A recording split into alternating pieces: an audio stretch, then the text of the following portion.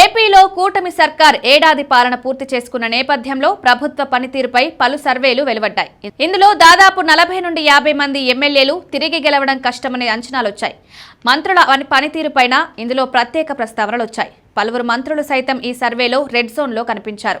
ఈ నేపథ్యంలో తాజాగా జరిగిన కేబినెట్ భేటీలో మంత్రుల పనితీరుపై సీఎం చంద్రబాబు ఎన్నడూ లేనంతగా తీవ్ర అసంతృప్తి వ్యక్తం చేశారు. అంచనాలకు తగినట్లుగా పనిచేయని మంత్రులపై వేటు తప్పదనే సంకేతాల్ని సీఎం చంద్రబాబు తాజాగా జరిగిన కేబినెట్ భేటీలో ఇచ్చేశారు. ఈ నేపథ్యంలో మంత్రివర్గ ప్రక్షాళనకు చంద్రబాబు సిద్ధమవుతున్నారనే ప్రచారం జోరుగా సాగుతోంది. ఎలాగో జనసేన నుంచి ఎమ్మెల్సీ అయిన నాగబాబును కేబినెట్లోకి తీసుకుంటామని చెప్పి 6 నెలలైంది.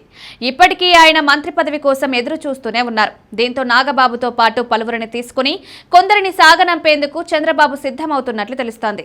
ఈ లెక్కన కేబినెట్ ప్రక్షాళన జరిగితే మంత్రుల్లో ఎవరిపై వేటు పడొచ్చు లేదా శాఖల్లో కోత పడొచ్చు, మార్పులు చేర్పులు జరగొచ్చనే దానిపై టీడీపీకి సన్నిహితంగా ఉంటాడని పేరున్న ప్రముఖ సర్వేయర్ ప్రవీణ్ పుల్లట తన అంచనాల్ని వెల్లడించారు. ఇందులో ఆయన నిర్మోహమాటంగా కేబినెట్ మంత్రుల పేర్లను సైతం ప్రస్తావించారు. ఆయా మంత్రులపై వేటు లేదా మార్పులు చేర్పులు జరగొచ్చని ప్రవీణ్ చేసిన ట్వీట్ ఆయా మంత్రులతో పాటు ఎమ్మెల్యేలలోనూ ఆశావాహుల్లోనూ తీవ్ర చర్చనీయాంశమవుతోంది.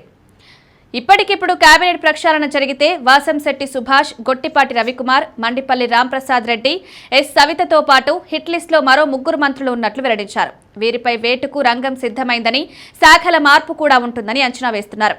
గొట్టిపాటి, కొల్లి రవీంద్ర పేరుకు మాత్రమే, నడిపేదంతా పైవాళ్లు అంటూ మరో హింటు కూడా ఇచ్చారు. అయితే చంద్రబాబు మనసులో ఏముందో మాత్రం తేలడం లేదు.